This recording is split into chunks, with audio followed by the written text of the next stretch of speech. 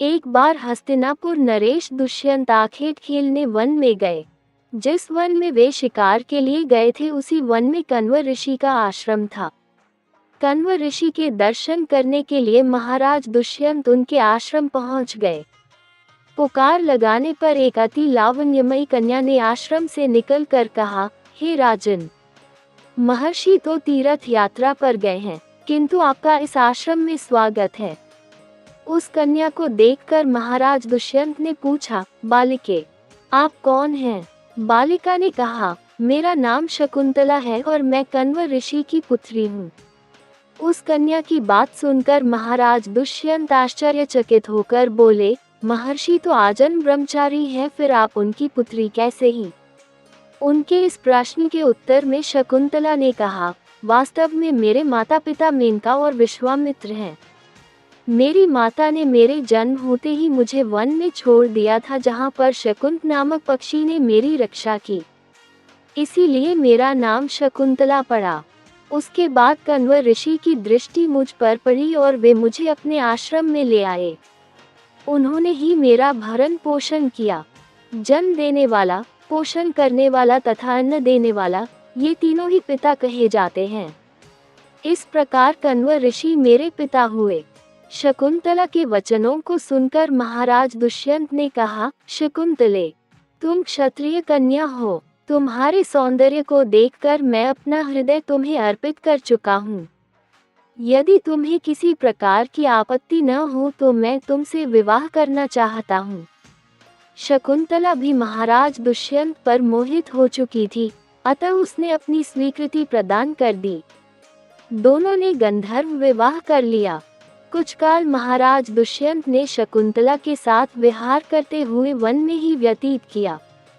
फिर एक दिन वे शकुंतला से बोले, प्रियतमे, मुझे अब अपना राजकार्य देखने के लिए हस्तिनापुर प्रस्थान करना होगा।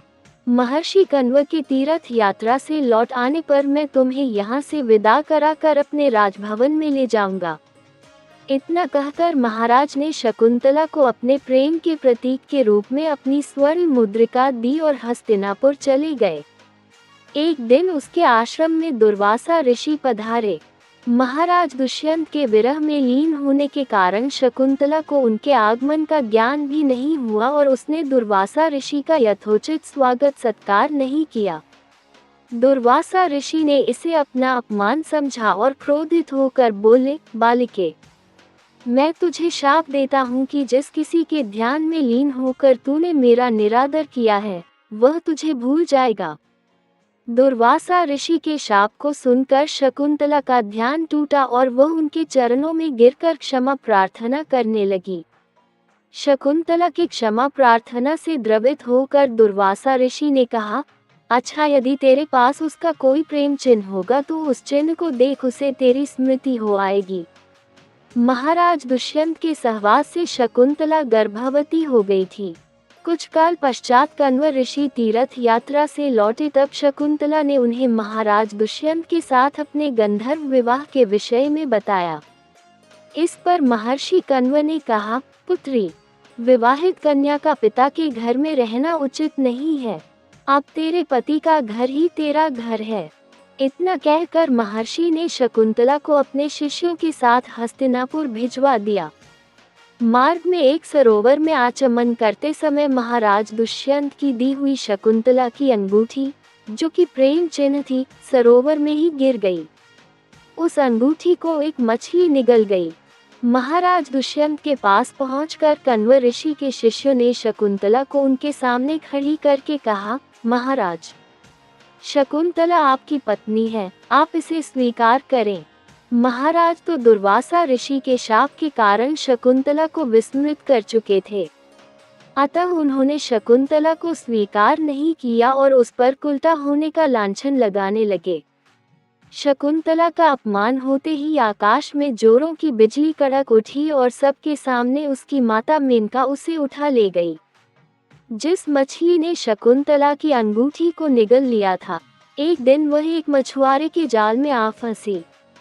जब मछुआरे ने उसे काटा तो उसके पेट अंगूठी निकली। मछुआरे ने उस अंगूठी को महाराज दुष्यंत के पास भेंट के रूप में भेज दिया। अंगूठी को देखते ही महाराज को शकुंतला का स्मरण हो आया और वे अपने कृत्य पर पश्चाताप करने लगे। महाराज ने शकुंतला को बहुत ढूंढवाया किंतु उसका पता नहीं चला। कुछ दिनों के बाद देवराज इंद्र के निमंत्रण पाकर देवासुर संग्राम में उनकी सहायता करने के लिए महाराज दुष्यंत इंद्र की नगरी अमरावती गए। संग्राम में विजय प्राप्त करने के पश्चात जब वे आकाश मार्ग से हस्तिनापुर लौट रहे थे तो मार्ग में उन्हें कश्यप ऋषि का आश्रम दृष्टिगत हुआ। न के दर्शनों के लिए वे वहां रुक गए। आश्रम में एक सुंदर बालक एक भयंकर सिंह के साथ खेल रहा था। मेनका ने शकुंतला को कश्यप ऋषि के पास लाकर छोड़ा था तथा वह बालक शकुंतला का ही पुत्र था। उस बालक को देखकर महाराज के हृदय में प्रेम की भावना उमड़ पड़ी। वे उसे गोद में उठाने के लिए आगे बढ़े तो शकुंतला की सखी चिल्ला उठी, हे भद्र पुरुष, आप इस बालक को न छुए अन्यथा उसकी भुजा में बंधा काला डोरा सांप बनकर आपको डस लेगा। ये सुनकर भी दुष्यंत स्वयं को न रोक सके और बालक को अपने गोद में उठा लिया। अब सखी ने आश्चर्य से देखा कि बालक के भुजा में बंधा काला गंडा पृथ्वी पर गिर गया है।